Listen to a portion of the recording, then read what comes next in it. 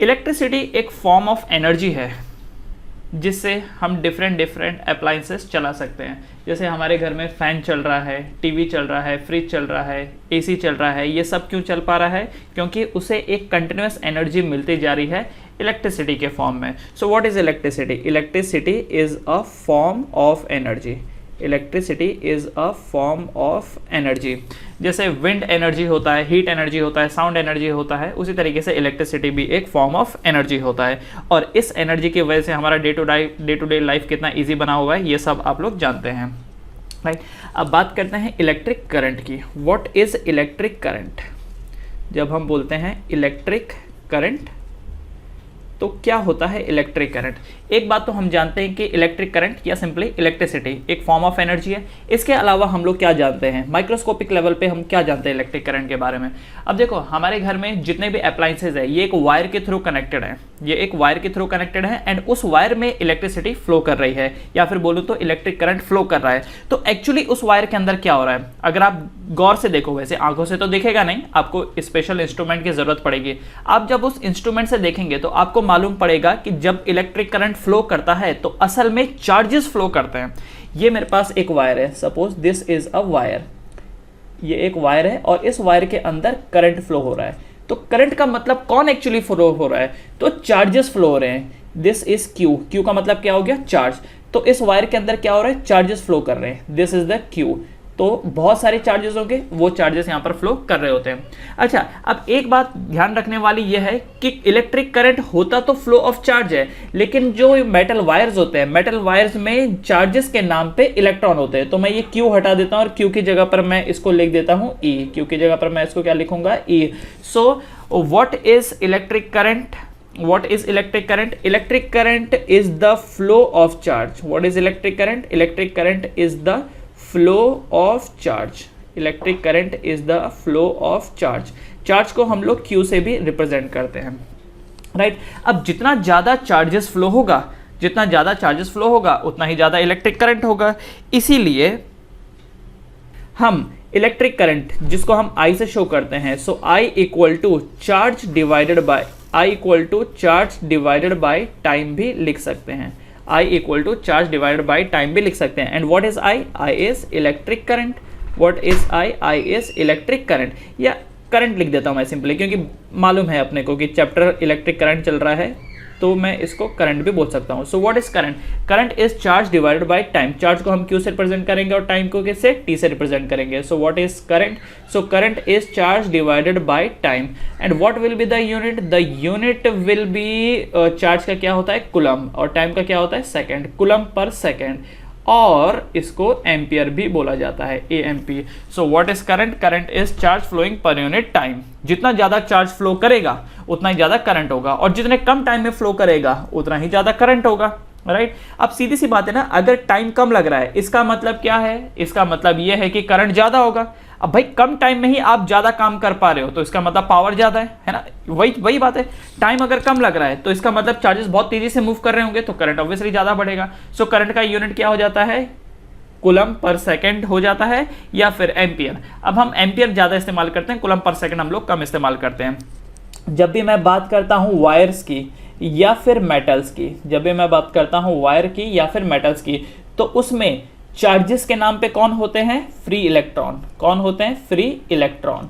जैसे कि मैंने यहाँ पर अभी आपको बताया कि वैसे तो electric current is the flow of charge, लेकिन मेटल के केस में ये जो चार्ज है ये कौन है? ये फ्री इलेक्ट्रॉन ही है। और यही अगर मैं इलेक्ट्रोलाइट ले लूँ, अगर यही मैं इलेक्ट्रोलाइट्स ले लूँ, तो इलेक्ट्रोलाइट्स के मामले में these are the free ion, these are the free ions. अब इलेक्ट्रोलाइट मतलब क्या? ये देखो, सपोज ये मैंने एक बर्तन लिया, इस बर्तन में मैंने भर दिया पानी, इस बर्तन में मैंने भर दिया पानी। अब पानी is a bad conductor of electricity, पानी इलेक्ट्रिसिटी को कंडक्ट नहीं करता। अब मैंने इसके अंदर एसिड डाल दिया, या बेस भी डाल सकता हूं, या फिर सॉल्ट भी डाल सकता हूं। इन तीनों में से मैं कोई भी डाल सकता हूं। इन तीनों को जनरली हम लोग इलेक्ट्रोलाइट बोल दिया करते हैं, इनको हम लोग जनरली इलेक्ट्रोलाइट बोल दिया करते हैं। अब जैसे मैंने इसके अंदर एसिड डाला, मान लो मैंने HCl डाला, तो HCl टूट जाएगा किस में, H+ में एंड Cl- में। ये केमिस्ट्री में आप और अच्छे से पढ़ोगे। तो जैसे ही मैंने एसिड डाला पानी में तो एसिड टूट गया H+ एंड Cl- में। सो H+ क्या है, फ्री आयन है, Cl- क्या है, फ्री आयन है। तो ये जो फ्री आयन है ये इलेक्ट्रिसिटी को कंडक्ट करने का काम करेगा। So in electrolyte free ions conduct electricity, जबकि वायर्स में, मेटल्स में फ्री इलेक्ट्रॉन कंडक्ट इलेक्ट्रिसिटी। तो एक बार अच्छे से डेफिनेशन लिख लेते हैं इलेक्ट्रिक करंट की। So an electric current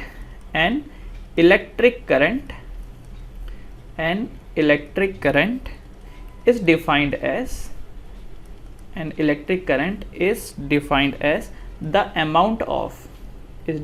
as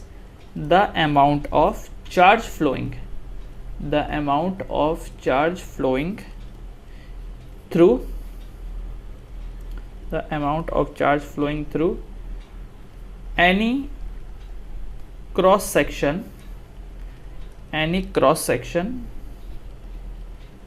of a conductor in unit time। तो वही बात हो गई। An electric current is defined as, ये देखिए, an electric current is defined as the amount of charge flowing through any cross section of a conductor in a unit time। So this is the current। और unit क्या है, ampere. इसकी current की unit क्या है, ampere. Ampere को किससे show करेंगे हम लोग, ए से शो करेंगे। और चार्ज को किससे शो करते हैं, क्यू से। चार्ज की यूनिट क्या है, what is the unit of charge, मैं यहाँ पे लिख देता हूँ यूनिट ऑफ चार्ज। देखिए ज़रा, यूनिट ऑफ चार्ज, तो unit of charge is Coulomb's. Coulomb, COULOMB, coulomb. Coulomb को कैसे रिप्रेजेंट किया जाता है, C से रिप्रेजेंट किया जाता है। तो चार्ज की यूनिट है कूलम और unit of current is ampere. अब एक सवाल आपके मन में आएगा कि वायर में जो करंट फ्लो होता है क्या वो खुद से हो जाता है, आप एक चीज़ समझो, मान लो ये पानी है, ज़मीन में गिरा हुआ है, ये पानी ज़मीन में गिरा हुआ है, क्या ये पानी खुद ही एक डायरेक्शन में मूव करना शुरू कर देगा, ज़रा सोच के देखो, क्या ये पानी खुद ही एक डायरेक्शन में मूव करना शुरू कर देगा। जैसा तालाब है, तालाब आपने देखा होगा, रुका हुआ है, पानी जगह पर रुका हुआ है, फ्लो नहीं करता, वो पानी जगह पर रुका हुआ है, क्या खुद से ही वो पानी एक जगह से दूसरी जगह फ्लो करना शुरू कर देगा, नहीं करेगा। कोई भी चीज जो रुकी हुई है बिना किसी एक्सटर्नल फोर्स के वो मूव कर ही नहीं सकती है। आपने ये पढ़ा होगा न्यूटन का लॉ कि एक रुकी हुई चीज रुके ही रहना चाहती है ना, जब तक कि कोई बाहर से फोर्स ना लगाए। सिमिलरली अगर मैंने ये एक वायर लिया, ये देखिए ये मेरे पास एक वायर है, इस वायर में जो इलेक्ट्रॉन फ्लो करेंगे वो यूं ही नहीं फ्लो करेंगे, कोई ना कोई तो चाहिए जो इसके इलेक्ट्रॉन को फ्लो करवाए। अब कौन है भाई वो, तो हमें यहां पर इस्तेमाल करना पड़ेगा एक बैटरी। बैटरी क्या करती है, बैटरी चार्जेस को फ्लो कराती है। चार्जेस मतलब मेटल के मामले में चार्जेस कौन, इलेक्ट्रॉन, राइट। तो ये देखिए, ये इसके अंदर इलेक्ट्रॉन तो हैं लेकिन वो फ्लो नहीं कर रहे हैं, रैंडमली इधर उधर घूम रहे हैं। तो जैसे ही मैंने बैटरी के साथ कनेक्ट किया, ये बैटरी का पॉजिटिव टर्मिनल है और ये बैटरी का नेगेटिव टर्मिनल है, तो जैसे ही मैंने कनेक्ट किया वैसे ही मैं देखूंगा कि जो इसके इलेक्ट्रॉन थे, इसके अंदर जो इलेक्ट्रॉन थे मेटल के अंदर, वो एक पर्टिकुलर डायरेक्शन में फ्लो करना शुरू कर दिए। ठीक है, वो एक पर्टिकुलर डायरेक्शन में मूव करना शुरू कर दिया। ठीक है, तो बैटरी कनेक्ट करते ही ये जो इलेक्ट्रॉन है, बैटरी कनेक्ट करते ही ये जो इलेक्ट्रॉन है मेटल्स के अंदर, ये एक डायरेक्शन में मूव करना शुरू कर देते हैं। बैटरी लगाया तो इस सर्किट को कहा जाता है closed circuit. This is known as closed circuit. ये एक क्लोज सर्किट है। अब वही अगर मैं यहाँ से कनेक्शन तोड़ दूँ, ये देखिए ये है मेटल वायर, ये एक मेटल की वायर है और ये भी वायर ही है, ये जो मैं दूसरा बना रहा हूँ ये भी वायर ही है। तो पहली वाली को मैंने मोटा इसके लिए बनाया, ये देखो ये जो पहली वाली वायर है इसको मैंने मोटा इसलिए बनाया ताकि मैं इसके अंदर के इलेक्ट्रॉन दिखा सकूं, है ना, ऊपर वाला और ये दोनों ही वायर है। तो अब देखो ये जो है पहला वाला डायग्राम तो क्लोज सर्किट है, अब ये दूसरा मैं बना रहा हूँ open circuit. This is open circuit.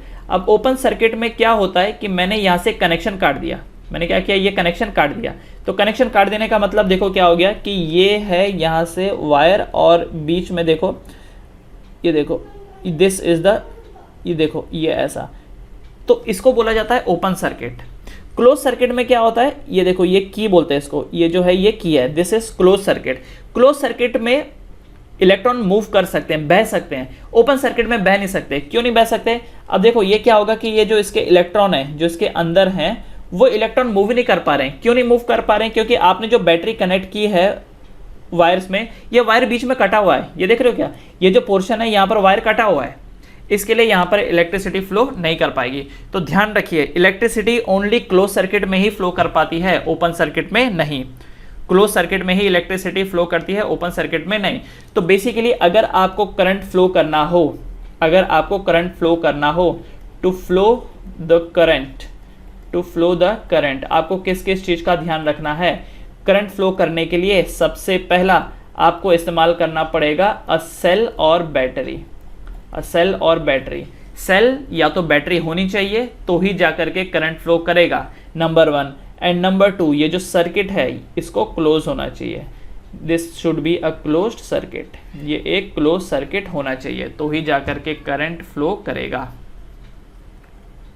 तो ठीक है भाई, हमने एक क्लोज सर्किट भी ले लिया, हमने एक बैटरी भी ले ली, कनेक्ट भी किया, तो हम देख रहे हैं कि करंट फ्लो कर रहा है। लेकिन कई बार ऐसा होता है कि बहुत ज़्यादा करंट फ्लो करता है और कई बार ऐसा होता है कि कम करंट फ्लो करता है। इसकी वजह क्या है? इसकी वजह क्या है कि कई बार करंट ज़्यादा फ्लो हो रहा होता है और कई बार कम फ्लो होता है। और बैटरी ने ऐसा क्या स्पेशल किया, बैटरी ने ऐसा क्या स्पेशल किया कि करंट फ्लो होना शुरू हो गया? मान लो अगर मैं सेल या बैटरी का इस्तेमाल ही नहीं करूं तो क्या होगा? करंट फ्लो होएगा ही नहीं।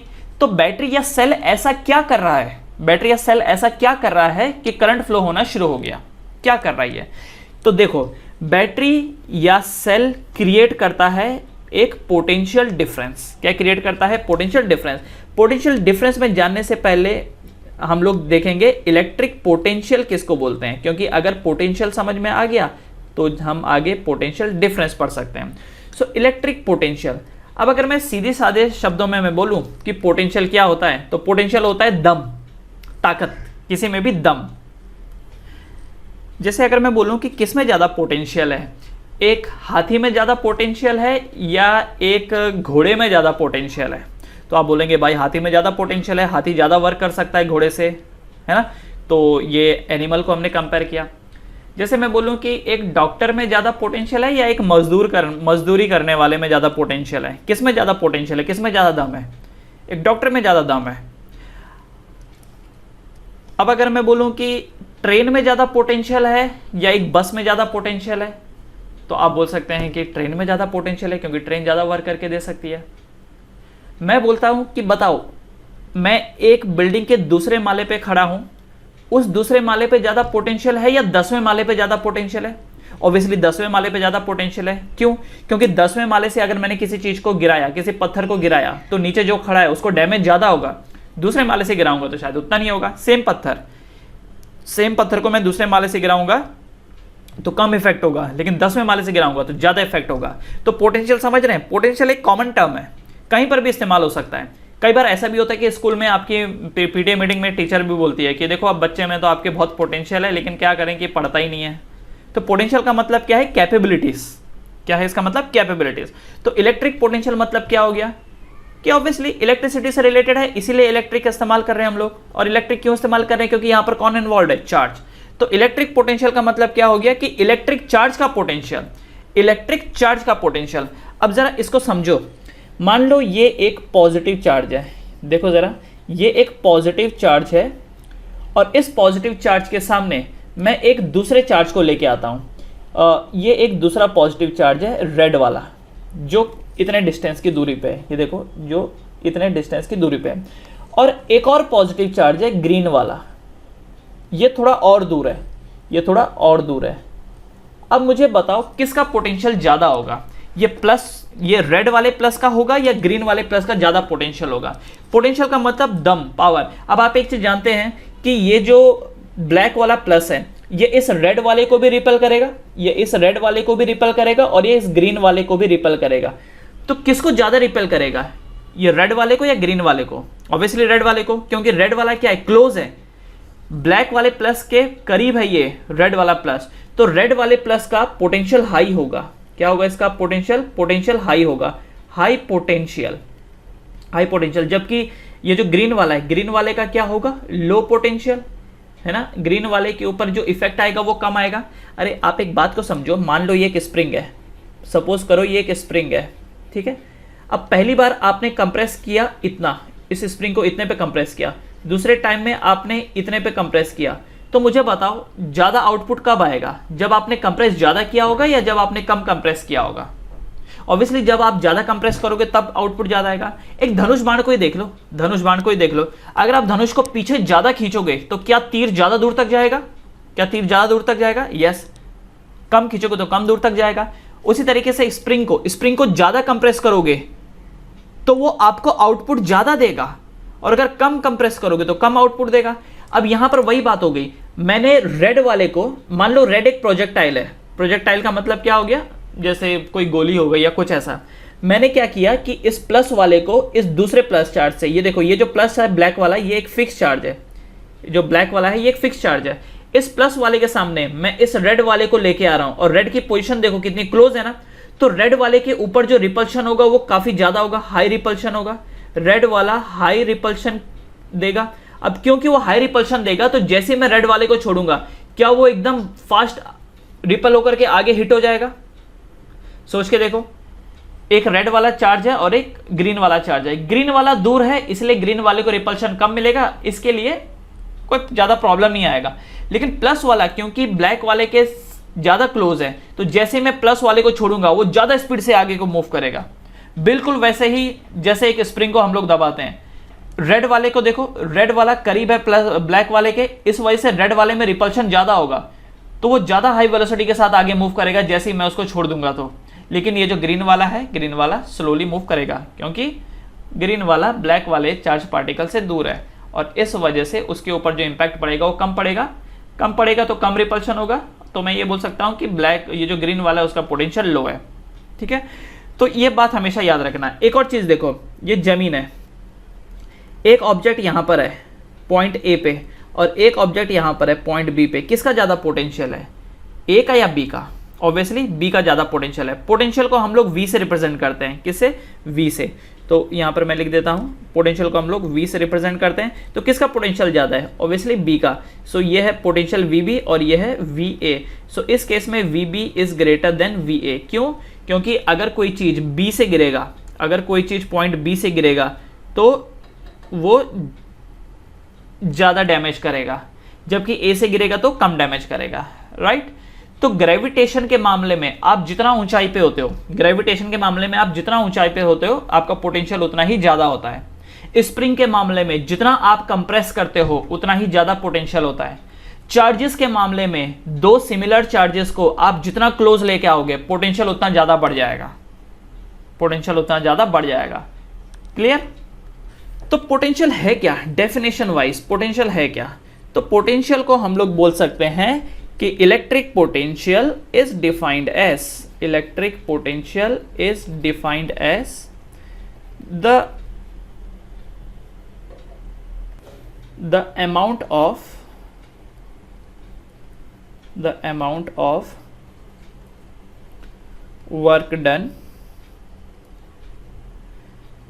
in bringing a charge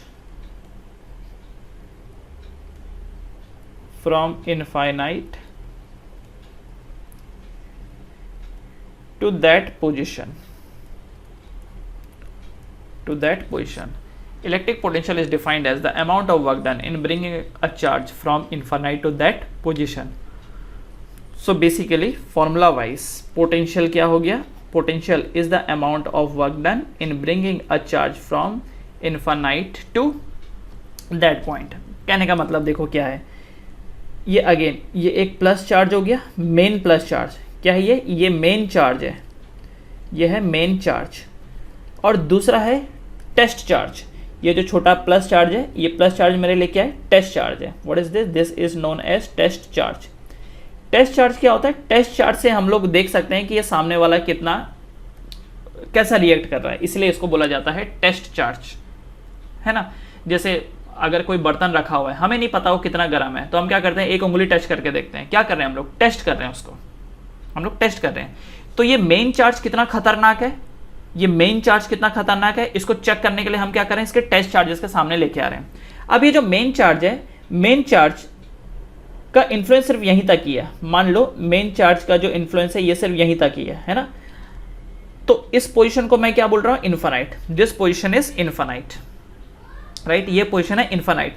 अब मैं इस टेस्ट चार्ज को मूव करते हुए, इस डायरेक्शन में मूव करते हुए इतनी दूर लेके आया, मैं इतनी दूर लेके आया, पोजीशन इन्फानाइट से मैं यहाँ पर लेके आ गया पॉइंट पी पे। This is the point P. पहले कहाँ पर था ये टेस्ट चार्ज, इन्फानाइट पे था। अब ये टेस्ट चार्ज कहाँ पर आ गया, पॉइंट पी पे।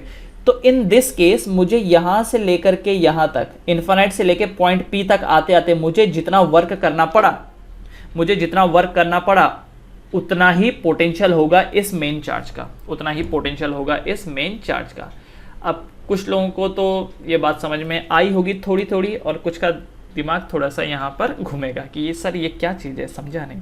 समझो इसको, फिर से समझो। मैं दो मेन चार्ज पकड़ के चलता हूँ। एक मेन चार्ज है मेरे पास P, मान लो P नहीं, कुछ और नाम ले लेते हैं। लेट्स से ये है मेन चार्ज A, ये है main charge A plus A, और ये है मेन चार्ज प्लस B। मान लो मैंने इनके सामने एक चार्ज लेके आया, प्लस चार्ज। पहले प्लस चार्ज इन्फानाइट पे था, दोनों केस में प्लस चार्ज इन्फानाइट पे था। उस प्लस चार्ज को मैं धीरे धीरे मूव करते करते यहाँ पर लेके आया, दोनों केस में मैं इसको मूव करते करते यहाँ पर लेके आया। अब पहले वाले केस में क्या हुआ कि ये जो A था ये रिपल्शन तो दे रहा था, लेकिन कैसा रिपल्शन दे रहा था, लेस रिपल्शन, है ना। कैसा रिपल्शन ये दे रहा था, लेस रिपल्शन। और दूसरे वाले केस में क्या हुआ, मोर रिपल्शन मिला। अब क्योंकि पहले वाले केस में लेस रिपल्शन मिला, इसकी वजह से यहाँ से लेके यहाँ तक मूव करने के लिए, यहाँ से लेके यहाँ तक मूव करने के लिए जो वर्क करना पड़ा ये भी लो करना पड़ा, कम वर्क।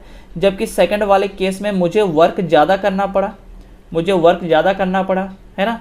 अब आप ऐसा समझो कि जैसे आप एक एग्जामिनेशन हॉल में बैठे हुए हो, तो एक टीचर है वो एकदम ऐसे सुस्त है, तो उनके सामने चीटिंग करने के लिए आपको मेहनत कम करनी पड़ेगी, क्योंकि वो सुस्त हैं तो मेहनत कम करनी पड़ेगी, वो ध्यान ही नहीं देते हैं तो मेहनत कम करनी पड़ेगी। लेकिन अगर वही कोई एक्टिव टीचर है, बहुत एक्टिव है, तब आपको अगर कॉपी करना हो, अरे भैया बहुत ज़्यादा मेहनत करनी पड़ेगी भाई, बहुत ज़्यादा। तो यहाँ पर वही बात है, ये जो A है, ये जो A चार्ज है प्लस A चार्ज, ये कैसा है, ये कमज़ोर टाइप का चार्ज है। कैसा चार्ज है ये वीक टाइप का चार्ज है। क्योंकि ये वीक टाइप का चार्ज है इसलिए यहाँ पर लेस रिपल्शन क्रिएट कर रहा है। अगर रिपल्शन कम क्रिएट कर रहा है तो यहाँ पर हमको मेहनत भी कम करनी पड़ेगी, सो यहाँ पर वर्क डन भी लो है। जबकि ये जो सेकंड वाला चार्ज है, ये सेकंड वाला चार्ज काफ़ी पावरफुल है। सेकंड वाला जो चार्ज है ये काफ़ी पावरफुल है। क्योंकि ये पावरफुल चार्ज है तो ये ज़्यादा रिपल्शन ऑफर कर रहा है। इस वजह से अगर हमको दबाना हो इस चार्ज को, प्लस से ये इन्फानाइट से लेकर के पॉइंट P तक लाना हो, तो ज़्यादा वर्क करना पड़ेगा। आप ऐसा समझो, एक स्प्रिंग है जो पतला सा है, देखो ये एक पतला सा स्प्रिंग है। इस पतले से स्प्रिंग को अगर मुझे, मान लो ये वाला पॉइंट है इन्फानाइट और ये वाला पॉइंट है मान लो P। अब ये जो स्प्रिंग है ये पतला वाला है, पतला वाला, तो पतले वाले को दबाने के लिए मुझे जो वर्क करना पड़ेगा ये काफ़ी लो करना पड़ेगा, ये पतला सा स्प्रिंग है। लेकिन वही अगर ये स्प्रिंग मोटा वाला हुआ, ये लो, इस बार ये जो स्प्रिंग है ये काफ़ी मोटा है, ये देखो ये मोटा स्प्रिंग है। क्योंकि एक मोटा स्प्रिंग है, अब अगर मुझे इसे दबाना हो, तो क्या होगा, देखो ये यहाँ पर इन्फानाइट है, दिस इज इन्फानाइट, ये देखो इन्फानाइट से मुझे इसको दबा के पॉइंट P पे लाना हो, तब क्या होगा, तब जो मुझे वर्क करना पड़ेगा वो काफ़ी हाई करना पड़ेगा। अब शायद आपको बात समझ में आ रही होगी। तो पहले वाला स्प्रिंग क्योंकि पतला सा था, तो मुझे कंप्रेस करने के लिए कम वर्क करना पड़ा। और सेकंड वाले केस में स्प्रिंग मोटा सा था, इसके लिए मुझे वर्क ज़्यादा करना पड़ा कंप्रेस करने के लिए। तो क्या मैं ये बोल सकता हूँ, क्या मैं यहाँ पर बोल सकता हूँ कि कोई भी चीज़ का पोटेंशियल डिपेंड करता है कि उसके ऊपर कितना वर्क किया जा रहा है। क्या मैं बोल सकता हूँ पतले वाले स्प्रिंग में मैंने वर्क कम किया, तो मैं ये बोल सकता हूँ कि वो पतला सा स्प्रिंग था, उसमें दम ही नहीं था तो आराम से दब गया। जबकि जो दूसरा वाला स्प्रिंग है, ये मोटा सा स्प्रिंग था, ये दबता ही नहीं था, क्योंकि उसका पोटेंशियल ज़्यादा है, उसमें दम ज़्यादा है, दबता ही नहीं था। तो मुझे दबाने के लिए बहुत ज़्यादा काम करना पड़ा भाई, मुझे दबाने के लिए बहुत ज़्यादा काम करना पड़ा। तो ये याद रखो कि जिस ऑब्जेक्ट में जितना ज़्यादा पोटेंशियल होता है, उसमें वर्क भी उतना ही ज़्यादा करना पड़ता है। जिस चीज़ का पोटेंशियल जितना ज़्यादा होता है उसमें वर्क ही उतना करना पड़ता है। या उल्टा भी बोल सकता हूं, जो चीज ज्यादा वर्क करके दे रहा है इसका मतलब उसका पोटेंशियल ज्यादा हो गया। जैसे रेलवे, ट्रेन हो गई, ट्रेन आपको ज्यादा वर्क करके देती है। एक बार में देखो ट्रेन कितने सारे डिब्बों को खींच के लेके जाती है, 22-23 डिब्बों को खींच के लेके जाती है। तो ट्रेन क्योंकि वर्क ज्यादा कर रही है, इसी वजह से ट्रेन का पोटेंशियल ज्यादा है। ट्रेन वर्क ज्यादा कर रही है, इसी वजह से ट्रेन का पोटेंशियल ज्यादा है। बाइक 2 ही लोगों को लेके जा सकती है, तो बाइक का पोटेंशियल कम है। तो जो जितना ज्यादा वर्क करेगा उसका पोटेंशियल उतना ज्यादा। या उल्टा भी बोल सकता हूं, जो चीज का जितना ज्यादा पोटेंशियल होता है उसके लिए वर्क भी उतना ही करना पड़ता है। अब मैं अगर आपको पूछूं कि बताओ डॉक्टर बनने में एंड मजदूर बनने में किसको ज्यादा मेहनत करनी पड़ेगी? एक डॉक्टर को मेहनत करनी पड़ेगी, एक मजदूर को? ऑब्वियसली डॉक्टर को ज्यादा मेहनत करनी पड़ेगी, मतलब डॉक्टर बनने में ज्यादा मेहनत करनी पड़ेगी, क्योंकि डॉक्टर का पोटेंशियल ज्यादा है, इसलिए डॉक्टर बनने के लिए आपको वर्क भी ज्यादा करना पड़ेगा। मजदूर में कोई पोटेंशियल होता नहीं है, दिन का 400 रुपये कमाता है मजदूर, तो मजदूर बनने के लिए कोई आपको वर्क करना पड़ेगा क्या? कुछ नहीं, बस मजदूर बनना है एनी टाइम, बस उठाए और चल पड़ो। जबकि डॉक्टर बनने के लिए आपको मेहनत करनी पड़ेगी। तो ये लॉजिक ध्यान रखिएगा कि potential is directly proportional to the work done. Potential ज्यादा होगा किसी चीज का तो वो ज्यादा वर्क करके देगा, किसी चीज का पोटेंशियल ज्यादा होगा तो वो ज्यादा वर्क करके देगा। या ये भी बोल सकता हूं कि जब जिसका पोटेंशियल ज्यादा होता है उसके ऊपर आपको ज्यादा वर्क करके देना पड़ता है। मोटे स्प्रिंग का, इस मोटे वाले स्प्रिंग का पोटेंशियल ज्यादा था, इस वजह से ज्यादा वर्क करके देना पड़ा। पोटेंशियल मतलब मैंने क्या बोला आपको? दम। क्या होता है पोटेंशियल? पोटेंशियल का सिंपल शब्द में बोलूं तो कैपेबिलिटीज हो गई या दम हो गया। मोटे वाले स्प्रिंग की कैपेबिलिटीज ज्यादा थी, इसलिए मोटे वाले में वर्क ज्यादा करना पड़ा, पतले वाले में कम वर्क करना पड़ा। क्लियर है? अब वही चीज एक और बात समझो जरा। जैसे मान लो ये जमीन है, जैसे मान लो ये जमीन है, मैंने आपको बोला कि ये एक किलो का ब्लॉक है, ये 1 kg का ब्लॉक है। इस 1 kg के ब्लॉक को पॉइंट ए पे लेके जाओ एंड फिर इसको आप लेके जाना पॉइंट बी पे। अगेन ये भी 1 kg है। अब इसको किस में लेके जाना है? आपको 1 kg को आपको पॉइंट बी में लेके जाना है। तो मुझे बताओ ज़्यादा वर्क आपको कब करना पड़ेगा, ए में जाने के लिए या बी में जाने के लिए? ऑब्वियसली बी में जाने के लिए ज़्यादा वर्क करना पड़ेगा, क्योंकि बी ज़्यादा हाइट पे है, बी ज़्यादा हाइट पे है, इसलिए ज़्यादा वर्क करना पड़ेगा, है ना? तो क्या बी का पोटेंशियल ज़्यादा है? अगर ये 1 किलो का ऑब्जेक्ट पॉइंट बी से गिरेगा तो ज़्यादा डैमेज करेगा, पॉइंट ए से गिरेगा तो कम डैमेज करेगा, है ना? तो मैं ये बोल सकता हूँ कि पॉइंट बी का पोटेंशियल हाई है, इसी वजह से पॉइंट बी पर जाते हुए जो आपको वर्क करना पड़ेगा ये भी हाई करना पड़ेगा। जबकि पॉइंट ए का पोटेंशियल लो है तो पॉइंट बी तक पहुंचने के लिए आपको वर्क भी लो करना होगा। तो जिस चीज का जितना ज्यादा पोटेंशियल होता है उसको उतना ही उसके ऊपर वर्क करना पड़ता है, या ये बोल सकता हूं कि जिस चीज का पोटेंशियल जितना ज्यादा होता है वो उतना ही ज्यादा वर्क करके देता है।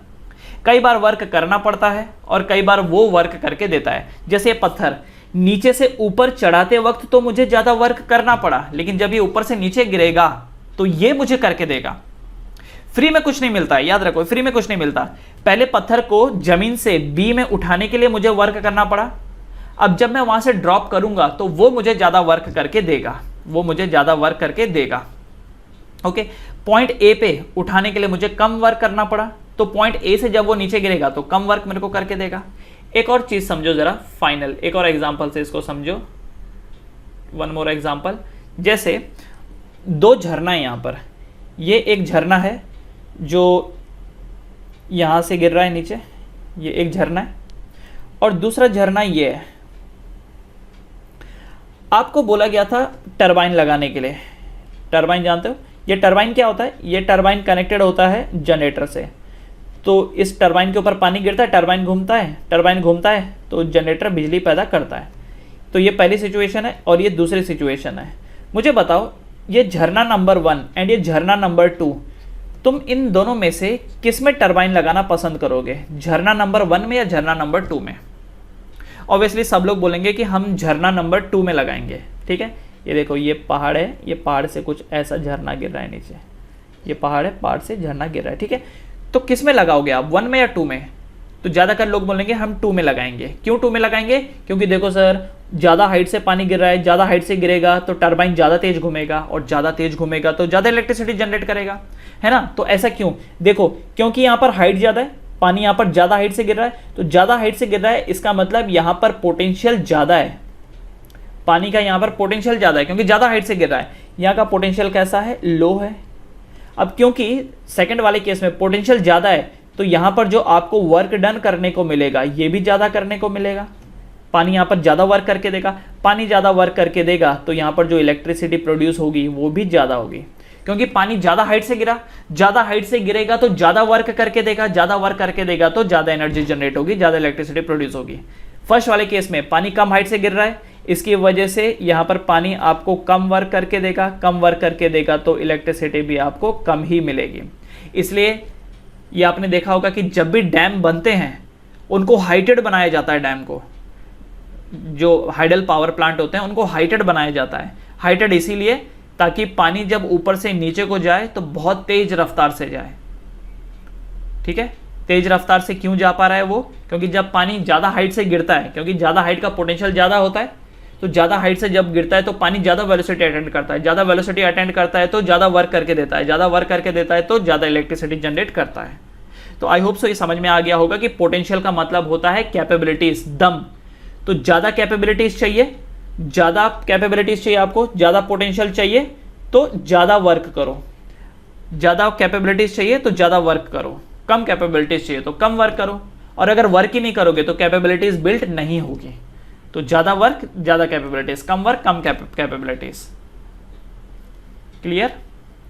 तो अब यहाँ पर एक सवाल है, मैंने एक सर्किट लिया, देखिए ज़रा, ये मैंने एक सर्किट लिया, ये एक मेटल का पीस लगाया मैंने ऑब्जर्व करने के लिए, एंड यहाँ पर मैंने एक बैटरी लगाई। ये जो बैटरी थी ये 1.5 वोल्ट की थी, 1.5 वोल्ट की बैटरी थी। ये 1.5 वोल्ट क्या है? 1.5 volt is the potential difference. क्या होता है डिफरेंस, उस पर भी आएंगे हम लोग। और ये दूसरा सर्किट है, ज़रा देखो, ये है दूसरा सर्किट, अगेन सेम मेटल लगा रखा है एंड इसको मैंने कनेक्ट कर दिया एक दूसरी बैटरी से। अब देखो इसका जो पोटेंशियल डिफरेंस है बैटरी का वो है 9 वोल्ट। तो पहली वाली बैटरी 1.5 वोल्ट और दूसरी वाली 9 वोल्ट। तो क्योंकि पहले का पोटेंशियल कम है, ध्यान दो, क्योंकि पहले वाले का पोटेंशियल कम है, पहले वाले का पोटेंशियल कम है, तो पहले वाले में जो करंट प्रोड्यूस होगा ये भी लो होगा। इसलिए पहले वाले केस में आपको जो वर्क डन मिलेगा ये भी लो मिलेगा, क्योंकि बैटरी का पोटेंशियल कम है, बैटरी का पोटेंशियल कम है, बैटरी में दम कम है ना। पोटेंशियल कम होगा तो करंट भी कम होगा, पोटेंशियल कम होगा तो करंट भी कम होगा, तो वर्क डन भी आपको कम मिलेगा। अब यही चीज़ अगर मैं सेकंड वाले की बात करूं तो सेकंड वाले का पोटेंशियल देखो, बैटरी का 9 वोल्ट है, सेकंड वाले का पोटेंशियल हाई है, तो सेकंड वाले केस में जो करंट मिलेगा वो भी हाई मिलेगा, और सेकंड वाले केस में जो वर्क डन मिलेगा वो भी हाई आपको मिलेगा। तो ध्यान रखिए, जितना ज़्यादा पोटेंशियल उतना ही ज़्यादा करंट, जितना ज़्यादा पोटेंशियल उतना ही ज़्यादा करंट, और जितना ज़्यादा करंट उतना ही ज़्यादा वर्क। तो बैटरी क्या क्रिएट करता है? बैटरी पोटेंशियल क्रिएट करता है, राइट। अब देखो यहाँ पर पहले वाली बैटरी 1.5 वोल्ट की थी, दूसरी 9 वोल्ट की, पहले वाले में करंट कम, दूसरे वाले में करंट ज़्यादा, है ना। मैंने आपको पानी का एग्जाम्पल दिया था थोड़ी देर पहले कि ये देखो ये तालाब है, अब तालाब में पानी रुका हुआ है, तालाब में पानी रुका हुआ है, हम नहीं चाहते पानी रुका रहे, पानी मूव करे, तो हमें क्या करना होगा? हमें एक चप्पू लेना होगा। चप्पू मतलब क्या होता है? ये एक ऐसा रहता है, आपने देखा होगा बोट चलाते हैं, नाव चलाते हैं जिससे, उसको चप्पू बोलते हैं। मैंने एक चप्पू लिया और चप्पू से पानी को धकेलना शुरू किया, तो मैं देख रहा हूं कि पानी मूव करना शुरू हो गया है, थोड़ा थोड़ा पानी थोड़ा थोड़ा मूव करना शुरू हो गया है, राइट। तो क्योंकि मैंने जो चप्पू लिया था उसका सरफेस एरिया कम था, इसलिए कम पानी मूव हो रहा है। मैं चाहता हूं कि ज्यादा पानी मूव हो, तो उसके लिए मुझे क्या करना पड़ेगा? अब ये जो चप्पू ले रखा है ये बड़े साइज का लेना पड़ेगा, तो बड़े साइज का रहेगा तो क्या होगा? तो पानी ज्यादा मूव करेगा, राइट। तो बैटरी के साथ भी यही है, इलेक्ट्रॉन पहले से ही मेटल के अंदर है, ये बात याद रखना, बात याद रखना कि बैटरी कभी भी इलेक्ट्रॉन्स प्रोवाइड नहीं करती, चार्जेस प्रोवाइड नहीं करती। बैटरी कभी भी चार्जेस प्रोवाइड नहीं करती, चार्जेस पहले से ही होते हैं, इलेक्ट्रॉन पहले से ही होते हैं मेटल के अंदर। बैटरी सिर्फ उनको धकेलती है, बैटरी सिर्फ उनको धकेलती है कि जाओ घूमो घूमो सर्किट के अंदर, ठीक है ना। तो बैटरी हमेशा इलेक्ट्रॉन्स को धक्का देती है, और जो बैटरी जितनी पावरफुल होगी, जिसका जितना पोटेंशियल होगा, वो उतने ही ज़्यादा इलेक्ट्रॉन को धकेल पाएगी। सिमिलरली जैसे मैंने यहाँ पर आपको बताया पानी है, मैं चाहता हूँ कि ज़्यादा पानी को धकेलूँ तो मुझे ये जो चप्पू लेना होगा ये बड़ा लेना होगा, तो ज़्यादा पानी को धकेल पाऊँगा, और अगर छोटा चप्पू लूँगा तो कम पानी को मैं धकेल सकता हूँ। तो जो काम ये चप्पू करता है वही काम ये बैटरी करती है। क्लियर हो गया होगा। अब दूसरा एक सवाल आता है कि ये तो चलो समझ में आया पोटेंशियल, पोटेंशियल डिफरेंस क्या होता है, व्हाट इज पोटेंशियल डिफरेंस। अब ये बहुत ज्यादा इंपॉर्टेंट है, पोटेंशियल डिफरेंस, पोटेंशियल डिफरेंस। तो कोई भी चीज जब फ्लो करती है तो वो इसलिए फ्लो करती है क्योंकि पोटेंशियल डिफरेंस है वहां पे। पोटेंशियल डिफरेंस को हम लोग डेल्टा वी से डिनोट करते हैं, इसको हम लोग डेल्टा वी से डिनोट करते हैं, ठीक है। पोटेंशियल आप जानते ही हैं दम, लेकिन पोटेंशियल से फर्क नहीं पड़ता, फर्क पड़ता है पोटेंशियल डिफरेंस से। किससे फर्क पड़ता है? फर्क पड़ता है पोटेंशियल डिफरेंस से।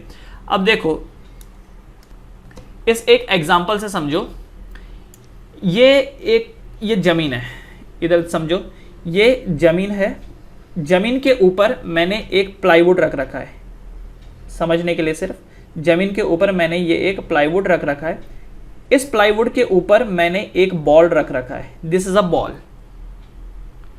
क्या ये बॉल मूव करेगा लेफ्ट साइड को या राइट साइड को? क्या ये मूव करेगा? नहीं करेगा मूव। क्यों मूव करेगा? चलो एक काम करते हैं, सर्कल की बजाय चलो इसको ना स्क्वायर ले लेते हैं, ठीक है। हो सकता है आपके मन में आए कि नहीं वो तो लुढ़क जाएगा, चलो स्क्वायर ले लेते हैं। क्या ये स्क्वायर लुढ़केगा? स्क्वायर तो एटलीस्ट नहीं लुढ़केगा। तो ये मैंने, और चलो ऐसे ढेर और भी ले लेते हैं। तो ये क्या किया, मैंने एक प्लाईवुड लिया, प्लाईवुड को जमीन के ऊपर रखा, प्लाईवुड को मैंने जमीन के ऊपर रखा और इसके ऊपर मैंने कुछ क्यूब्स रख रखे हैं। क्या ये क्यूब फ्लो कर रहे हैं? क्या ये क्यूब फ्लो कर रहे हैं? जी नहीं, ये क्यूब फ्लो नहीं कर रहे हैं। मैंने इस प्लाईवुड को उठाया और इस प्लाईवुड को यहां पे रखा, ये हाइट पे रखा, ऐसा प्लेन, इसको मैंने उठाया और यहां पे रखा, आराम आराम से उठाया। अब देखो क्या ये क्यूब्स फ्लो करेंगे? क्या ये अब फ्लो करेंगे? नहीं, ये अभी भी फ्लो नहीं करेंगे। क्या मैंने जमीन से एक सर्टेन हाइट पे ऊपर उठाया? हाँ, तो क्या मूव किया अभी भी? ये नहीं किया। तो देखो जमीन के ऊपर तो पोटेंशियल लो था तो भी कोई फर्क नहीं पड़ा, प्लाईवुड को मैंने ऊपर उठा के जमीन के ऊपर रख दिया तो क्या अब पोटेंशियल हाई हो गया? यस, हाई हो गया। क्या अभी भी फ्लो किया? नहीं किया। फ्लो कब करेगा? अब मैंने दिमाग लगाया, मैंने कहा कि एक काम करता हूं, इसको ना टिल्ट कर देता हूं, ये जो प्लाईवुड है इसको टिल्ट कर देता हूं। मैंने प्लाईवुड को ऐसा टिल्ट कर दिया, ये देखिए मैंने प्लाईवुड को टिल्ट कर दिया, तो इसके ऊपर जो रखे हुए क्यूब्स थे अब ये फ्लो होना शुरू हो गए, अब ये फ्लो होना शुरू हो गए, ठीक है। मैंने टिल्ट कर दिया, ये देखो ये जमीन है, मैंने टिल्ट कर दिया। क्या अब ये फ्लो होना शुरू हो गया? यस, अब ये फ्लो होना शुरू हो गया। जब तक तो जमीन के ऊपर लिटा रखा था मैंने प्लाई को, और उसके ऊपर क्यूब रखा था, क्यूब फ्लो नहीं हुए। मैं ऊपर उठा के लेके गया पूरे प्लाई को, लेफ्ट साइड से भी राइट साइड से भी, this is the left side and this is the right side. क्या अभी भी फ्लो हुआ? नहीं हुआ, पहले भी नहीं हुआ, बाद में भी नहीं हुआ। लेकिन जब ये तीसरा वाला केस, जब मैंने लेफ्ट साइड का कॉर्नर को नीचे कर दिया और राइट साइड के कॉर्नर को ऊपर कर दिया, तो क्या अब ये क्यूब्स फ्लो होना शुरू हो गया? यस। क्यों? क्योंकि यहां पर क्रिएट हो चुका है एक पोटेंशियल डिफरेंस। क्या क्रिएट हुआ यहां पर? Potential difference. तो याद रखना, potential difference is the reason of flow, potential difference is the reason of flow, is the reason of flow. किसका? किसी का भी। अब ये पोटेंशियल डिफरेंस तो किसी का भी हो सकता है ना, इलेक्ट्रिक चार्जेस का हो सकता है या ग्रेविटेशनल वाला भी हो सकता है ना। तो यहां पर देखो लेफ्ट साइड वाला जमीन से कम ऊंचाई पे था, राइट साइड वाला जमीन से ज्यादा ऊंचाई पे था, तो मैं ये बोल सकता हूं कि राइट साइड वाले का जो पोटेंशियल है वो हाई है और लेफ्ट साइड वाले का पोटेंशियल जो है वो लो है। क्योंकि लेफ्ट साइड का पोटेंशियल कम है, राइट साइड का पोटेंशियल ज्यादा है, इसका मतलब यहां पर पोटेंशियल डिफरेंस है। और इसी पोटेंशियल डिफरेंस की वजह से ये जो ऑब्जेक्ट्स हैं ये फ्लो करना शुरू कर दिए हैं, ये फ्लो करना शुरू कर दिए हैं। समझ गए? एक और एग्जांपल समझो। मान लो ये आपके पास एक थाली है, ये देखिए ये आपके पास एक थाली है, इस थाली में आपने पानी भर रखा है, इस थाली के अंदर आपने पूरा पानी भर दिया, ठीक है, ओके जी। क्या ये पानी फ्लो कर रहा है? क्या ये पानी फ्लो कर रहा है? नहीं कर रहा। क्यों?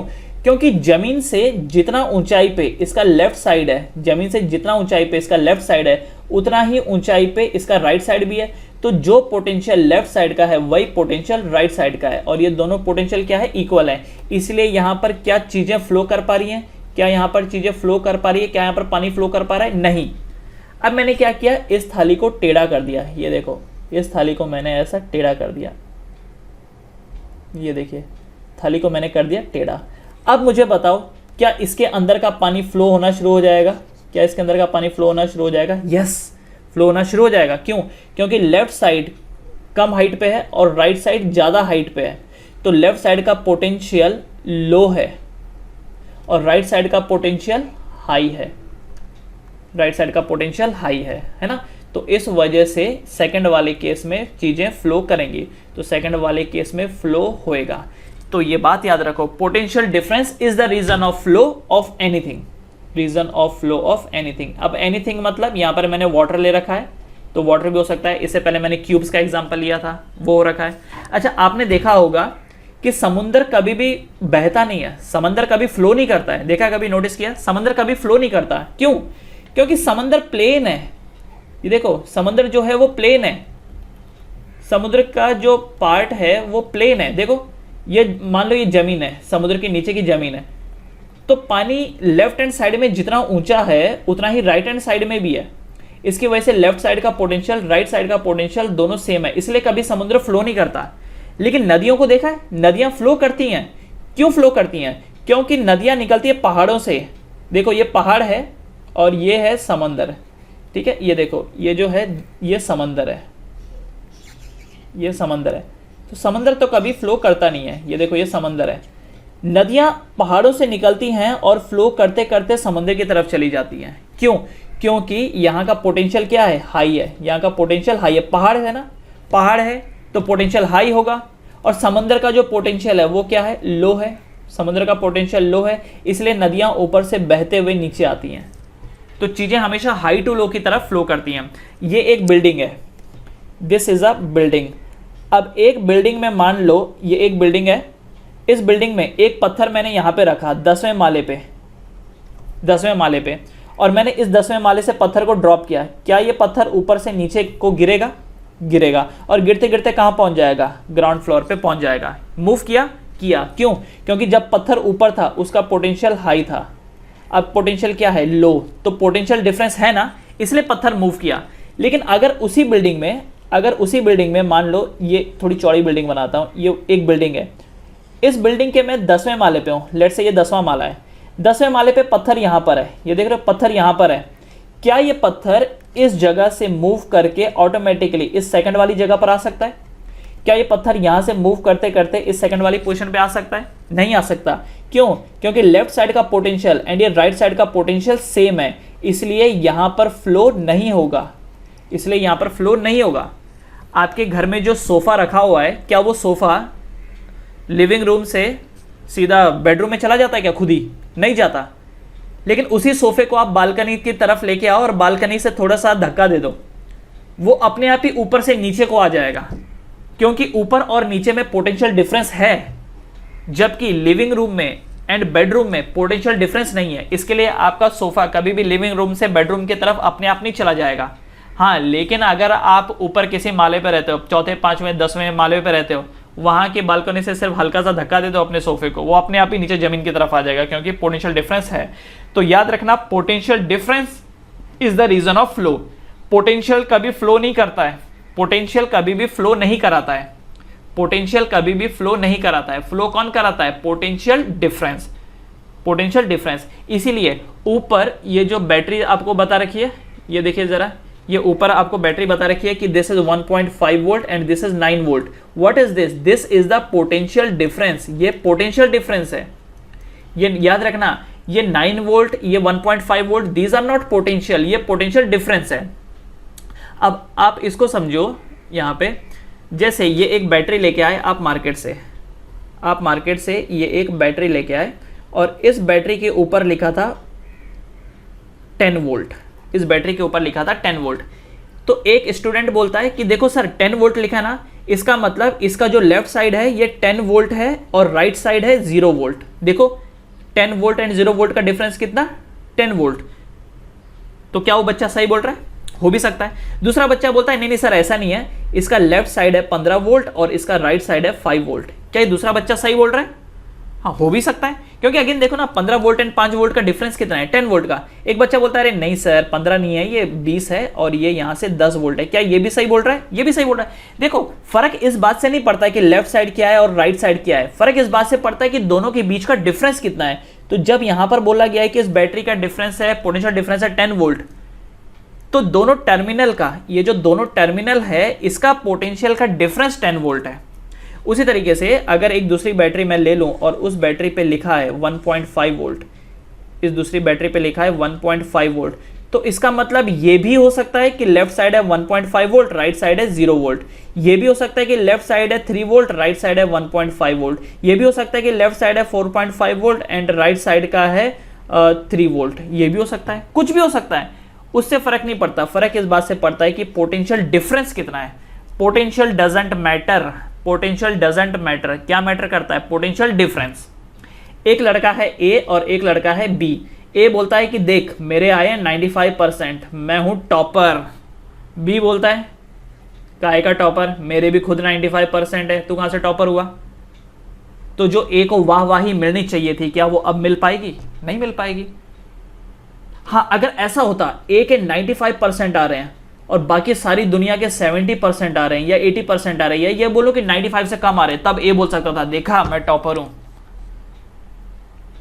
है ना। मैटर क्या करता है? डिफरेंस। इस सेकंड वाले केस में क्या इस ए वाले को थोड़ी रेस्पेक्ट मिल पाएगी? सेकंड वाले केस में क्या इस ए को रेस्पेक्ट मिल पाएगी? यस, मिलेगी, क्योंकि बाकी के 70 आ रखे हैं और इसके 95 आ रहे हैं, रेस्पेक्ट मिलेगी। लेकिन पहले वाले केस में क्या उसको स्पेशल कोई रेस्पेक्ट मिलेगी? नहीं मिलेगी, क्योंकि तेरे 95 आए तो सारी दुनिया के 95 आए हैं, तू क्या स्पेशल है? तो यहां पर भी देखो रेस्पेक्ट पाने के लिए क्या मैटर कर रहा है? मार्क्स का डिफरेंस। क्या मैटर कर रहा है? मार्क्स का डिफरेंस। मार्क्स का डिफरेंस है तो रेस्पेक्ट मिल रही है, मार्क्स का डिफरेंस नहीं है तो रेस्पेक्ट नहीं मिलेगी। तो आई होप सो ये आपको क्लियर हो गया होगा कि पोटेंशियल मैटर नहीं करता है, पोटेंशियल मैटर नहीं करता है, मैटर करता है पोटेंशियल डिफरेंस, मैटर करता है पोटेंशियल डिफरेंस। एक और एग्जांपल देख लो, लास्ट एक और एग्जांपल देख लो। एक बंदा है P और एक बंदा है Q। P बोलता है मैं डॉक्टर हूं, P बोलता है मैं डॉक्टर हूं। भाई ठीक है, डॉक्टर की रेस्पेक्ट करनी चाहिए। अब P डॉक्टर है और Q डॉक्टर नहीं है, it is not a doctor, तो क्या P को रेस्पेक्ट मिलेगी? यस मिलेगी। क्या Q P के पास जाएगा ट्रीटमेंट के लिए? हाँ। क्या P कमाई कर पाएगा उससे? कर पाएगा, क्योंकि P डॉक्टर है और बाकी लोग डॉक्टर नहीं है, इसलिए वो कमाई कर पाएगा।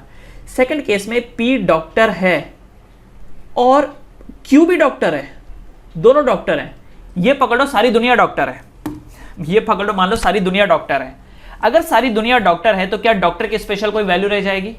नहीं। क्या डॉक्टर कुछ कमाई कर पाएगा? नहीं। क्या डॉक्टरी में कोई पोटेंशियल रह जाएगा? नहीं, क्योंकि सारी दुनिया डॉक्टर है ना, राइट। तो इस बात से फर्क पड़ता है कि बाकी लोग कहां पर और आप कहां पर हो। आप ज्यादा ऊंचाई पे हो बाकी लोगों से तो आपकी वैल्यू है। अगर आप भी उसी लेवल पे खड़े हो जिस लेवल पे बाकी हैं तो क्या होगा? कोई फर्क नहीं पड़ेगा।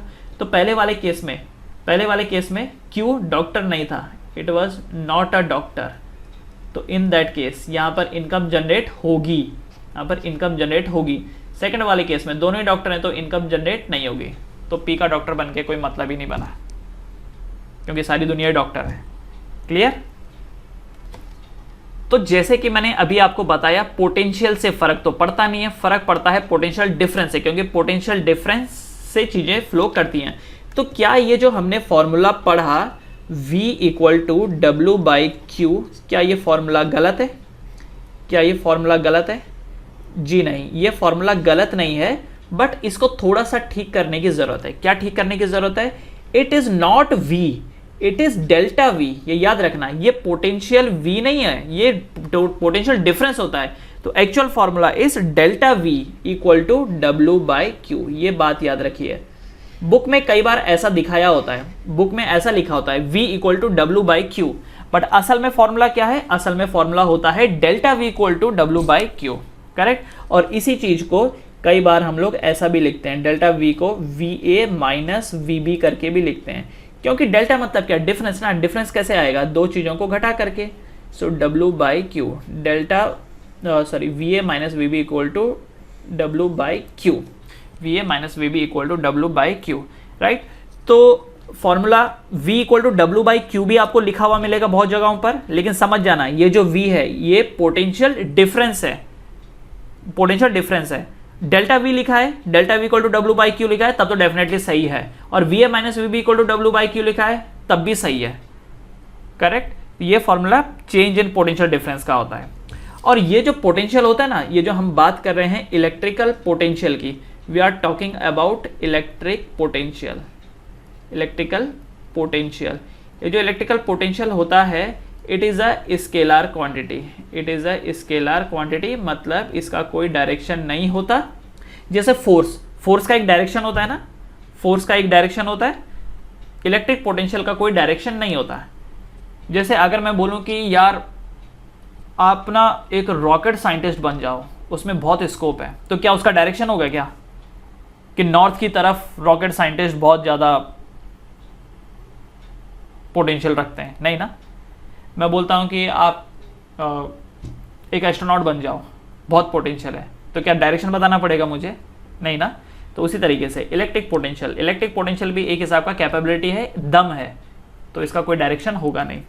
और यूनिट क्या होगा, what will be the unit of electrical potential? तो फॉर्मूला क्या है, W बाई क्यू। W क्या होता है, जूल, वर्क का यूनिट क्या होता है, जूल, और चार्ज का क्या होगा, कुलम, तो जूल पर कुलम, या फिर इसको हम लोग वोल्ट भी बोल सकते हैं, VOLT, और लिखते क्या है शॉर्ट में, V लिखते हैं। So electrical potential is an scalar quantity, इसका यूनिट होता है जूल पर कुलम या फिर वोल्ट, जूल पर कुलम या फिर वोल्ट। अब आपने एक डेफिनेशन पढ़ी थी थोड़ी देर पहले, क्या पढ़ा था, देखो जरा, आपने जो डेफिनेशन पढ़ा था, डेफिनेशन था कि electric potential is defined as the amount of work done in bringing a charge from infinite to that position, infinite to that position. अब जरा इसको समझते हैं, इसका मीनिंग क्या है। ये है मेरे पास एक मेन चार्ज, मेन चार्ज मैं जिसकी बात कर रहा हूं, ये है पॉइंट P। इस पॉइंट P पे मैं पोटेंशियल निकालना चाहता हूं, और ये जो प्लस चार्ज है ना, इसका इन्फ्लुएंस यहां तक ही है बस, इसके बाद नहीं है। ये जो प्लस चार्ज है इसका इन्फ्लुएंस सिर्फ यहीं तक ही है, इसके पार नहीं है। तो अगर मैंने कोई टेस्ट चार्ज को यहाँ रखा है, तो क्या ये मेन चार्ज, इसमें मैं लिख देता हूँ, this is my main charge जिसकी मैं बात कर रहा हूँ, जिसकी मैं बात कर रहा हूँ, ये जो मेन चार्ज है, क्या इस प्लस वाले के ऊपर अभी इफेक्ट दिखा पाएगा? नहीं, कोई इफेक्ट नहीं दिखा पाएगा, क्योंकि दूर है। यहाँ पर लेके आया मैं, क्या अब इफेक्ट दिखाएगा? नहीं दिखाएगा। यहाँ पर लेके आया, कोई इफेक्ट दिखाएगा? नहीं दिखाएगा। तो ये जो पॉइंट है, इसको मैंने इन्फानाइट का नाम दिया, ठीक है। इन्फानाइट के बाद वाला पॉइंट क्या होगा, इन्फानाइट, तो ये सारे इन्फानाइट ही हो गए, तो बाकियों को मैंने मिटा दिया, सिर्फ एक रखा। तो ये जो चार्ज है यहाँ पर, ये कैसा, ये इन्फानाइट पोजीशन पे है। इन्फानाइट पोजीशन से मूव करते करते मैं यहाँ पर लेके आया पॉइंट P पे, तो अब ये जो चार्ज है यहाँ पर पहुँच गया पॉइंट P पे। तो जब वो इन्फानाइट पे था तो उसका पोटेंशियल क्या होगा, V इन्फानाइट। जब पॉइंट P पे चला गया तो पोटेंशियल क्या होगा, VP। तो अब मैं जब इस फॉर्मूले में डालूंगा तो VA माइनस VB की जगह क्या बन जाएगा, VP माइनस V इन्फानाइट, है ना। यही तो हो गया पोटेंशियल डिफरेंस। और यहाँ से लेके यहाँ तक जो मुझे वर्क करना पड़ा वो क्या बन जाएगा, W, VP minus V infinite equal to W by Q। अच्छा, Q इसके लिए, ये जो टेस्ट चार्ज है, इस टेस्ट चार्ज मान लो Q टेस्ट चार्ज है ये, ठीक है।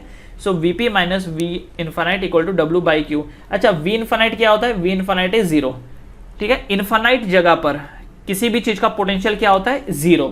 तो ये बन जाता है, this become VP minus 0 equal to W by Q, that means VP equal to W divided by Q। तो पॉइंट P पे जो पोटेंशियल होगा वो W बाई Q होगा। पॉइंट P पे जो पोटेंशियल होगा वो होगा W बाई Q, क्योंकि इन्फानाइट पे पोटेंशियल होता है 0। इन्फानाइट पे पोटेंशियल इसलिए 0 होता है क्योंकि इन्फानाइट पे किसी का भी इन्फ्लुएंस नहीं होता, इन्फानाइट पे किसी का भी इन्फ्लुएंस नहीं होता।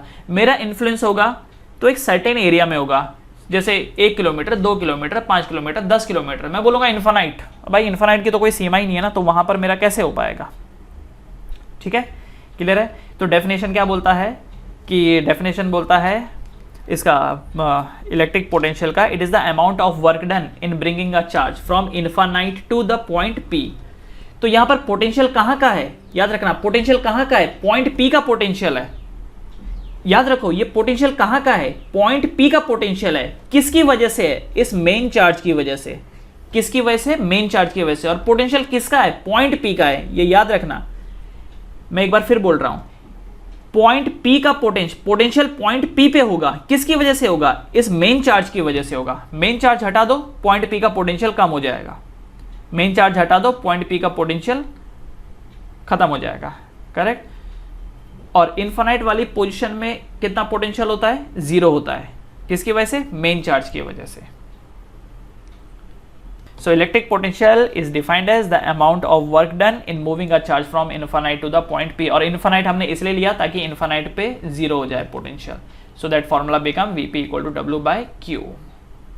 एक सवाल आपसे पूछा गया है, calculate the number of electron, calculate the number of electron, calculate the number of electron constituting 1 coulomb of charge, 1 coulomb of charge। सवाल यह है कि कितने इलेक्ट्रॉन होने चाहिए कि वो 1 coulomb of चार्ज को डेवलप करें। कितने इलेक्ट्रॉन होने चाहिए कि वो 1 coulomb of चार्ज को डेवलप करें, राइट। अच्छा, तो हमने क्या पढ़ा था, हमने एक फॉर्मूला पढ़ा था, सॉरी फॉर्मूला नहीं, एक लॉजिक पढ़ा था कि जब कभी भी हम मेटल वायर की बात करते हैं तो मेटल वायर में कौन फ्लो हो रहे होते हैं, इलेक्ट्रॉन, है ना। मेटल वायर के अंदर करंट कौन बनाता है, करंट बनाता है फ्लो ऑफ इलेक्ट्रॉन। तो जब इलेक्ट्रॉन फ्लो हो रहे होंगे, किसी ऑब्जेक्ट के ऊपर डिपॉजिट हो रहे होंगे, लेट्स से ये एक ऑब्जेक्ट है, इसके ऊपर इलेक्ट्रॉन डिपॉजिट हो रहे होंगे, तब जाकर के तो इसका चार्ज 1 कूलम बन के आएगा। अब सवाल है कितने इलेक्ट्रॉन, तो लेट्स से n इलेक्ट्रॉन। तो इसके ऊपर जो टोटल चार्ज होगा वो नंबर ऑफ इलेक्ट्रॉनों का मल्टीपल होगा। अगर इस ऑब्जेक्ट के ऊपर एक इलेक्ट्रॉन जाएगा तो इसका चार्ज कितना होगा, 1.6 into 10 to the power -19 coulomb, है ना। क्योंकि आप जानते हैं कि एक इलेक्ट्रॉन का चार्ज होता है 1.6 into 10 to the power -19 coulomb. वैसे तो माइनस होता है, लेकिन माइनस हम इसके लिए नहीं लिख रहे क्योंकि मालूम है कि नेगेटिव चार्ज है। जब मालूम है तब लिखने का कोई सेंस नहीं है ना, मालूम है अपने को। तो एक इलेक्ट्रॉन अगर इस ऑब्जेक्ट के ऊपर जाएगा तो कितना चार्ज डेवलप करेगा, 1.6 into 10 to the power -19 coulomb. 2 charge जाएगा तो 2 into 1.6 into 10 to the power 19, है ना, मतलब कि 3.2 into 10 to the power 19 power -19। उसी तरीके से जाता जाएगा, कब तक जाएगा, जब तक कि ये जो नेट चार्ज है ये 1 कूलम ना हो जाए, है ना, 1 कूलम ना हो जाए। तो कितने इलेक्ट्रॉन चाहिए, तो n का n कर दिया और इलेक्ट्रॉन के चार्ज को हमने 1.6 into 10 to the power -19 coulomb कर दिया, राइट। अब उसके बाद क्या होगा, कूलम से कूलम कैंसिल हो गया और ये 1 divided by 1.6 into 10 to the power -19 को हम दूसरी तरफ लेके आएंगे इक्वल टू n। इसका मतलब n equal to 1 divided by 1.6 कितना होता है, this is around 0.625 into 10 to the power -19, ऊपर जाके क्या हो जाएगा, +19। सो n इक्वल टू बन जाएगा 6.25 into 10 to the power 18 electron. तो इतने इलेक्ट्रॉन चाहिए होंगे आपको, कितने, 6.25 into 10 to the power 18 electron. इतने इलेक्ट्रॉन आपको चाहिए, करेक्ट। एक बार फिर से समझाता हूं क्या हुआ। देखो होएगा ये कि एक्चुअली में ट्रांसफर कौन होता है, एक ऑब्जेक्ट से दूसरे ऑब्जेक्ट के ऊपर इलेक्ट्रॉन ट्रांसफर होते हैं। तो अब इलेक्ट्रॉन ट्रांसफर होगा तो 1 होगा, 2 होगा, 3 होगा, 10 होगा, 50, 100, 1 करोड़, ऐसे ही होगा। तो जो भी चार्ज डेवलप होगा Q, वो इंटीग्रल मल्टीपल ऑफ इलेक्ट्रॉन का चार्ज होगा। तो 1 इलेक्ट्रॉन गया तो 1 into 1.6 into 10 to the power -19 coulomb, 2 गया तो 2 into 1.6 into 10 to the power -19, 3 गया तो इस तरीके से मल्टीप्लाई होगा। तो नेट चार्ज हमको कितना चाहिए था, नेट चार्ज चाहिए था 1 कूलम, तो लिख दिया 1 कूलम। इलेक्ट्रॉन का चार्ज कितना, तो इलेक्ट्रॉन का चार्ज है 1.6 into 10 to the power -19 coulomb, बस। और इससे हमने n की वैल्यू को निकाल लिया। तो 6.25 into 10 to the power 18 electron चाहिए हमको, सो दैट 1 कूलम का चार्ज डेवलप हो सके। क्लियर है। अच्छा, इसको अगर हम लोग वैसा देखें तो देखो जरा कितने इलेक्ट्रॉन, 6 2 5 1 2 3 4 5 6 7 8 9 10 11 12 13 14 15 16 17 18 इतने इलेक्ट्रॉन चाहिए होंगे तब जाकर के 1 कूलम का चार्ज डेवलप होता है। तो सोचो 1 कूलम का चार्ज अपने आप में ही कितना बड़ा है। अगला सवाल है 0.0 8 coulomb of charge flow in 4 seconds in a wire, full stop. Calculate the current in circuit. Calculate the current in circuit. तो कितना कूलम ऑफ चार्ज फ्लो कर रहा है? 0.8 कूलम। कितने में? 4 सेकेंड में। तो क्या फॉर्मूला पढ़ा था हम लोगों ने? I equals to Q by T, यही फॉर्मूला पढ़ा था, बस लगा देंगे अब इसमें। So I equal to Q है 0.8 कूलम डिवाइडेड बाई टाइम कितना? 4 सेकेंड। तो सॉल्व करने के बाद ये I कितना आता है? 0.42 है ना, 42 तो 0.2 एम्पियर। तो 0.2 ampere is flowing from this circuit. Clear? चलिए अगले क्वेश्चन की तरफ चलते हैं। Next question. So next question is 6.25 into 10 to the power 19 electron. 6.25 into 10 to the power 19 electron are flowing in a wire in 5 seconds. In 5 seconds. Calculate the current in circuit. Calculate the current in circuit. तो कितने electron flow कर रहे हैं भाई? 6.25 into 10 to the power 19 electron are flowing in the wire in 5 second. Calculate the current in circuit. तो क्या formula पढ़ा था हम लोगों ने करंट का? I equal to Q divided by T, है ना। और एक और बात आप जानते हो कि ये जो चार्ज होता है ये तो नंबर ऑफ इलेक्ट्रॉन से बना होता है कि नहीं? क्यों? क्योंकि यहाँ पे लिख देता हूँ since Q equal to N E. थोड़ी देर पहले जब हमने क्वेश्चन सॉल्व किया था ये वाला, तो Q equal to N E डाला था, है ना, याद होगा, जस्ट ऊपर वाला ही क्वेश्चन था वो।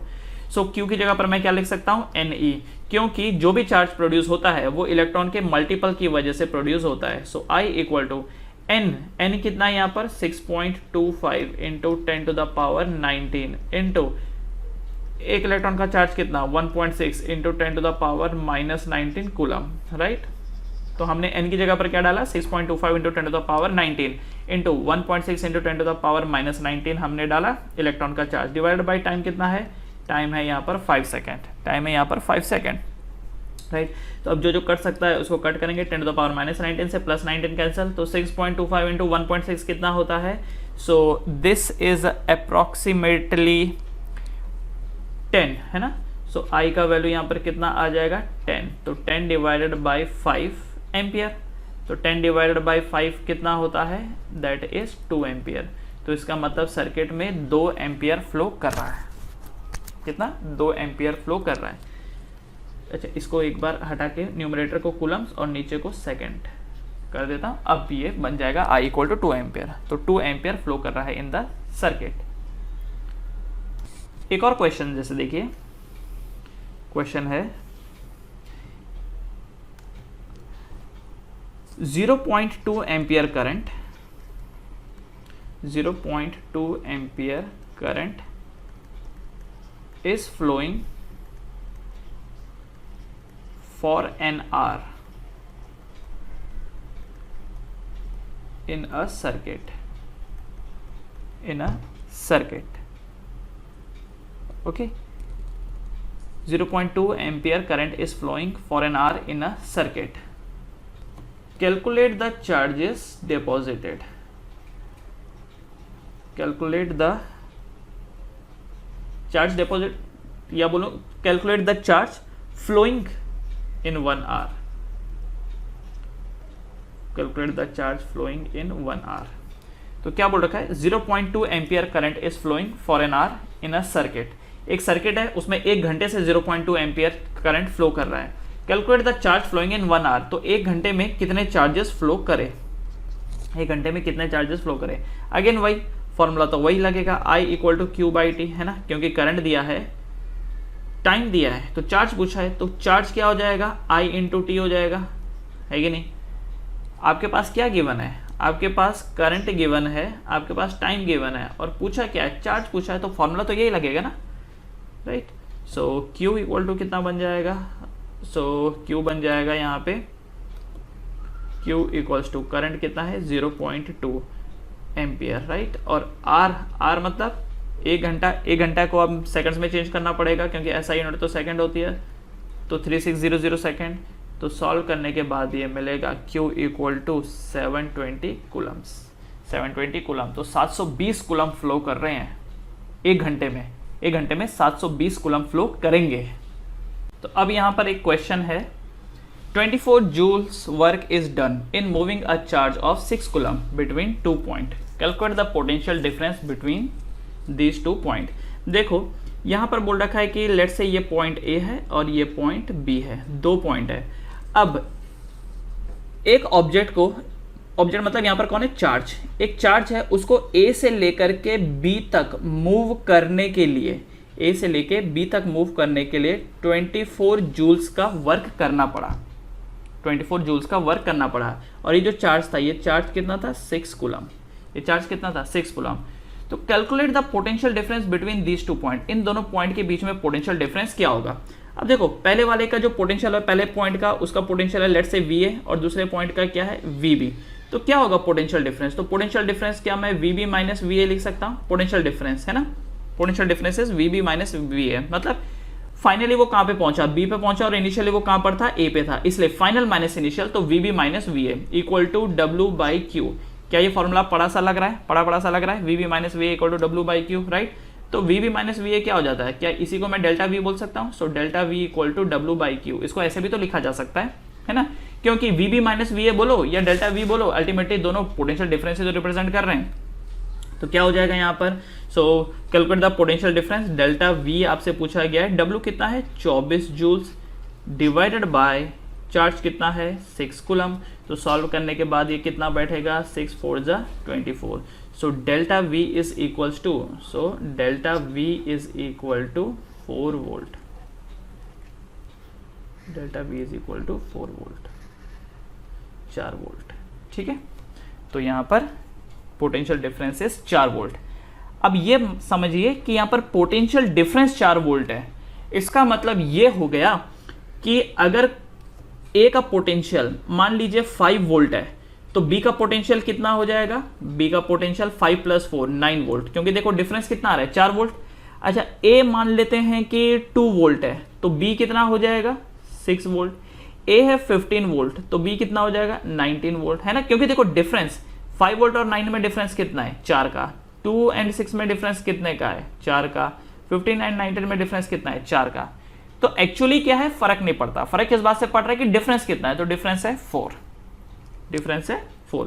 तो आपका आंसर बस इतना ही होगा कि delta V is equal to 4 volt. एक और सवाल ले लीजिए, सवाल है कि how much energy is given, how much energy is given to each coulomb of charge, to each coulomb of charge passing through a 6 volt battery, passing through a 6 volt battery, passing through a 6 volt battery, right। तो ये एक सवाल है आपके सामने, how much energy is given to each coulomb of charge passing through a 6 volt battery, कितनी energy दी गई है टू ईच कूलम्ब, एक कूलम्ब को passing through a 6 volt battery. तो अब देखिए आपके पास गिवन इंफॉर्मेशन क्या क्या है, आपको पूछा है एनर्जी, और वर्क डन ही एनर्जी होती है ना, वर्क डन इज एनर्जी, क्योंकि वर्क तभी होगा ना जब एनर्जी होगी। तो वर्क डन बोलो या एनर्जी बोलो एक ही बात है। चार्ज कितना है यहाँ पर, चार्ज है यहाँ पर 1 कूलम, एंड 6 वोल्ट क्या है, 6 volt is the potential difference, potential difference is the 6 volt. याद रखना बैटरी क्या बनाती है, बैटरी बनाती है पोटेंशियल डिफरेंस, राइट। अब देखते हैं क्या फॉर्मूला लगेगा, भाई फॉर्मूला तो यही लगेगा कि potential difference is equal to W/Q, equal to W/Q। इसका मतलब W कितना हो जाएगा, तो ये बन जाएगा Q एक तरफ एंड डेल्टा V एक तरफ, दोनों आपस में आके मल्टीप्लाई हो जाएंगे, which implies W is equal to Q कितना है 1 कूलम एंड डेल्टा V कितना है 6 वोल्ट। तो इसका मतलब the work done will be 6 joules. कितना वर्क डन होगा, वर्क डन होगा 6 जूल्स, राइट। तो 6 जूल्स की एनर्जी देनी होगी 1 कूलम को, अगर वो 6 वोल्ट बैटरी से पास करेगी तो बेसिकली एनर्जी तो बैटरी ही देगी, बैटरी ही एनर्जी देती है।